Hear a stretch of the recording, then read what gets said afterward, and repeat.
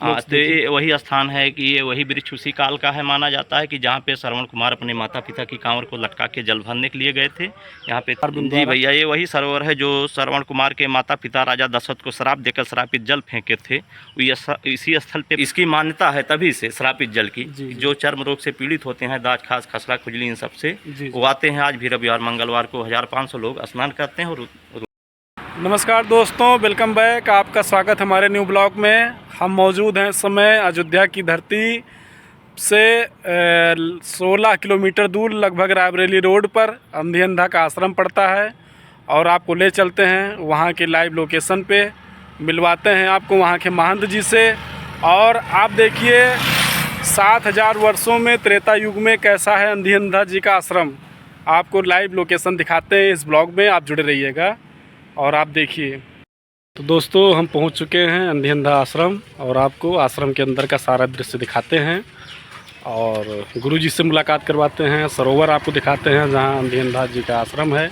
आप वीडियो में जुड़े रहिए। यहाँ पे आपको गुरुजी के माध्यम से, गुरुजी के वचना अनुसार आपको अवगत कराते हैं यहाँ कैसे क्या प्राचीन इतिहास यहाँ का रहा है। आप वीडियो में जुड़े रहिए लगातार। तो ये हैं पूज्य गुरुजी अंधी अंधा आश्रम के महंत, और उनके वचनानुसार हम समझने का प्रयास करते हैं क्या यहाँ की खास बात है। और त्रेता युग से लेकर 7000 वर्ष बीत चुके हैं।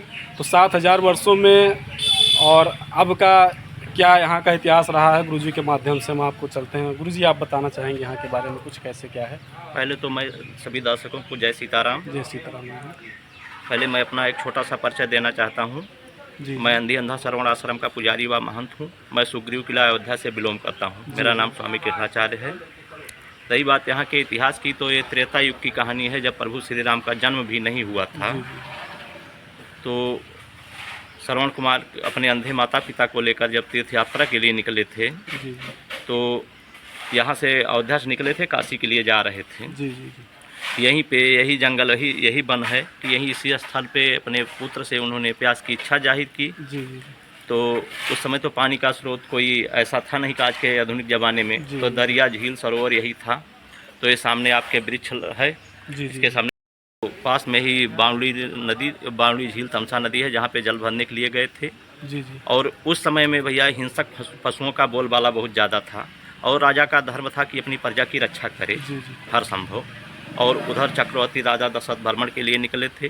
और जब सरोवर के किनारे पहुंचे, दरिया के किनारे, श्रवण कुमार ने अपना कमंडल लगाया, उससे आवाज़ निकली। तो उन्होंने समझा कि कोई हिंसक पशु है, और हिंसक पशु को समझ के उन्होंने शब्दभेदी बाण चला दिया, और वो जाके श्रवण कुमार के सीने में लगा। और जब श्रवण कुमार ने कराहने की आवाज़ निकली तो पास जाके गए, ये तो कोई मानव है। तो देखा तो श्रवण कुमार थे, तो काफ़ी पश्चाताप करने लगे। तो श्रवण कुमार ने वही कहा उनसे कि राजन, पश्चाताप करने से कुछ नहीं होगा। जो विधि का विधान था, जो होना था हो गया। अब एक केवल मेरी अंतिम इच्छा, मेरे माता पिता की अंतिम इच्छा पूरी कर दीजिए कि जल ले जाकर उनको पिला दीजिए, वहाँ पे प्यासे बैठे। तो वहाँ से वो कमंडल में जल लेकर यहाँ पे आए। तो जब पैर की आहट आवाज़ सुनी, कारण कि वो अंधे थे, उन्होंने पूछा कि क्या बेटा श्रवण तुम आ गए? तो ये कुछ बोल नहीं सके, इनके मुँह से कुछ निकल नहीं रहा था कि किस शब्द से मैं कहूँ। लेकिन काफ़ी पूछने के बाद, प्रयास करने के बाद उनके माता पिता को उन्होंने कहा कि मैं आपका पुत्र श्रवण नहीं हूँ, मैं अयोध्या नरेश राजा दशरथ हूँ, और मेरे हाथों आपके पुत्र की हत्या हो गई। चक्रवर्ती सम्राट। हाँ, तो मेरे हाथों आपके पुत्र की हत्या हो गई। तो उसी समय मैं आपको की अंतिम इच्छा पूरी करने, आपके पुत्र की अंतिम इच्छा पूरी करने के लिए आपके लिए जल ले आया हूँ, लीजिए। तो वही श्रवण कुमार के माता पिता ने हाथ में जल लेकर और उनको श्राप दे दिया कि जैसे मैं पुत्र वियोग में मर रहा हूँ, वैसे चौथेपन में आप भी पुत्र वियोग में मरेंगे। और श्राप देने के बाद कमंडल का जल फेंका। पास में ही आपके सरोवर दिखाई दे रहा है। जो जल यहाँ पे पड़ा, वही श्रापित जल, वहीं पे आज ये सरोवर बना हुआ है। अभी आपको कैमरे के माध्यम से दिखाते हैं। और इसकी मान्यता है तभी से श्रापित जल की। जो चर्म रोग से पीड़ित होते हैं, दाज खास खसरा खुजली इन सब से, वो आते हैं। आज भी रविवार मंगलवार को 1500 लोग स्नान करते हैं और रोग मुक्त हो जाते हैं। बहुत बहुत धन्यवाद गुरुजी आपका। और आप जुड़े रहिए कैमरे के माध्यम से, हम आपको दिखाते हैं गुरुजी जो स्थान बता रहे हैं। आप जुड़े रहिएगा ब्लॉग में। ये स्थान है गुरुजी बता रहे हैं आपको। आप हाँ, तो ये वही स्थान है कि ये वही वृक्ष उसी काल का है, माना जाता है कि जहाँ पे श्रवण कुमार अपने माता पिता की कांवर को लटका के जल भरने के लिए गए थे। यहाँ पे तीनों की जो है समाधि मार्क की गई है। और ये शिलालेख आप सामने देख रहे हैं, शिलालेख लगा हुआ है।